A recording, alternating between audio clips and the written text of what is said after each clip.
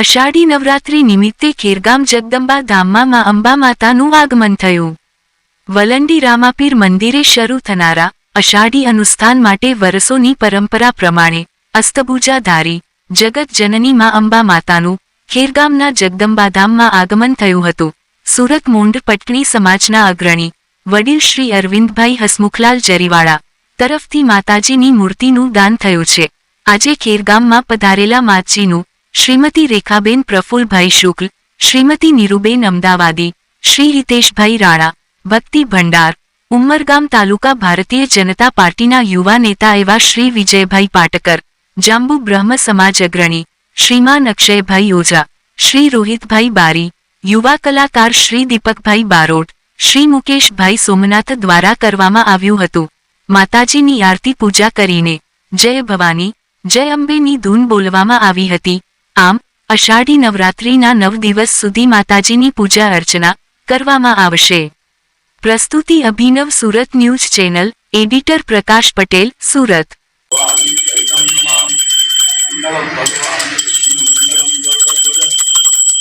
સર્વમંગલ માંગલ્યે શિવે સર્વાર્થ સાધિકે શરણ્યે ત્રંબકે ગૌરી નારાયણી નમોસ્તુતે. આવતીકાલથી વલસાડ ધરમપુર રોડ પર આવેલા વલંડી ગામે રામાપીર મંદિરે અષાઢી અનુષ્ઠાન દેવ ભાગવતની કથા નવચંડી યજ્ઞનો આરંભ થઈ રહ્યો છે. આ માતાજી અહીંયા પધાર્યા છે એ અમારી વર્ષોની પરંપરા છે કે પહેલાં આપણા ઘરે માતાજી પધારે અને પછી જે સ્થળે અનુષ્ઠાન હોય ત્યાં એને લઈ જવામાં આવે છે. મહારાજ રાજેશ્વરી ભગવતી દુર્ગા અંબા અષ્ટભુજાળી માતાજીની આ મૂર્તિ સુરત મોટ પટણી સમાજના અગ્રણી અને અમારા સૌના વડીલ એવા દાદાજી અરવિંદભાઈ હસમુખભાઈ જરીવાલા તરફથી આ મૂર્તિનું દાન મળ્યું છે અને અમે સૌ સમગ્ર જરીવાલા પરિવારનો ખૂબ ખૂબ આભાર વ્યક્ત કરીએ છીએ. દાદાજી દર વર્ષે માતાજીના અનુષ્ઠાનમાં મૂર્તિ પહોંચાડે છે. આ એમની વર્ષોની પરંપરા છે. મા ભગવતી એને આયુષ્ય આપે, ઐશ્વર્ય આપે, આરોગ્ય આપે, સુખ શાંતિ આપે એવી માના ચરણોમાં પ્રાર્થના છે. અષાઢી અનુષ્ઠાન વલંડી મુકામે રામદેવ પીર મંદિરે આવતીકાલથી આરંભ થઈ રહ્યો છે.